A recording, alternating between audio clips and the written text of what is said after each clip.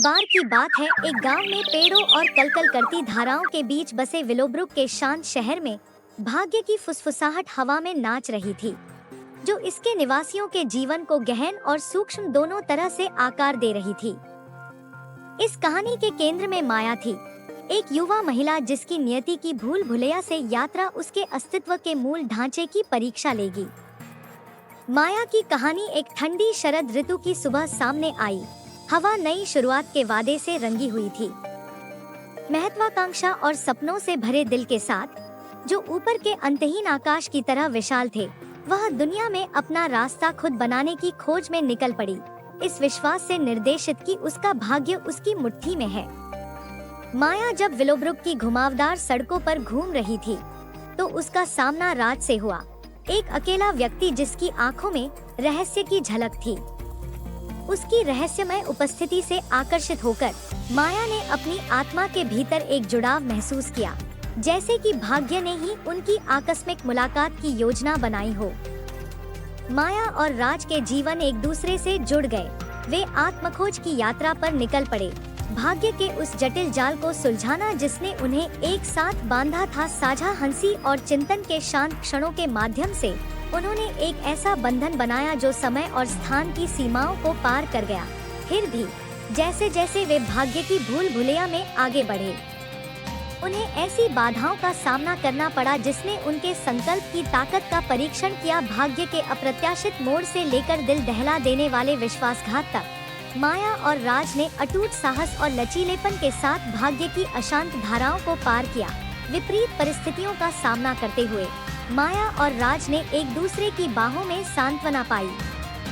उनका प्यार सबसे अंधेरी रातों में प्रकाश की किरण की तरह था। साथ में उन्होंने भविष्य की अनिश्चितताओं को दृढ़ निश्चय के साथ स्वीकार किया, यह जानते हुए कि जब तक वे एक दूसरे के साथ हैं, वे किसी भी तूफान का सामना कर सकते हैं। जैसे जैसे मौसम बदलते गए और समय आगे बढ़ता गया, माया और राज भाग्य के रहस्यों को उजागर करने की खोज में लग गए। बुद्धिमान ऋषियों और प्राचीन भविष्यवाणियों से मार्गदर्शन मांगते हुए जो आने वाले परीक्षणों के बारे में बताती थी, रास्ते में उन्हें सहयोगियों और विरोधियों का समान रूप से सामना करना पड़ा। प्रत्येक ने टेपेस्ट्री को आकार दिया, अप्रत्याशित तरीकों से अपने भाग्य का अनुभव करना। जैसे जैसे माया और राज की यात्रा अपने चरम पर पहुंची, वे एक नई शुरुआत की दहलीज पर खड़े थे। उनके दिल कल के वादे से जगमगा रहे थे, उनकी आत्माओं के भीतर उद्देश्य की भावना प्रज्वलित थी।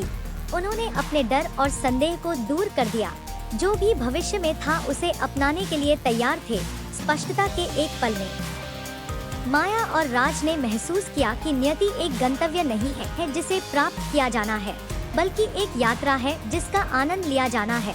अपनी नसों के माध्यम से नई स्वतंत्रता के साथ वे संभावनाओं के असीम विस्तार का पता लगाने के लिए निकल पड़े, जो उनके सामने फैला हुआ था, यह जानते हुए कि एक साथ वे दुनिया को जीत सकते हैं। जैसे ही सूरज क्षितिज के नीचे डूब गया, परिदृश्य पर एक गर्म चमक बिखेरते हुए माया और राज एक दूसरे का हाथ थामे खड़े थे। उनके दिल समय के समान पुराने नृत्य में उलझे हुए थे। उस क्षणभंगुर क्षण में वे जानते थे कि उनका प्यार शाश्वत था, भाग्य की स्थायी शक्ति और उन्हें एकजुट करने वाले अटूट बंधन का एक वसीयतनामा। और इसलिए जैसे ही तारे ऊपर टिमटिमाते हुए रात के आसमान को अपनी चमक से रंगते हुए माया और राज नियति की गोद में गायब हो गए, उनकी हंसी घाटी में एक भूले हुए सपने की कोमल धुन की तरह गूंज रही थी। क्योंकि अंत में भाग्य का खेल केवल एक कहानी नहीं थी, बल्कि मानवीय भावना की लचीलापन और प्रेम की परिवर्तनकारी शक्ति का एक प्रमाण थी। और जैसे ही माया और राज रात में गायब हो गए, उनकी आत्माएं भाग्य के पंखों पर उड़ रही थी। उन्हें पता था कि उनकी यात्रा अभी खत्म नहीं हुई है।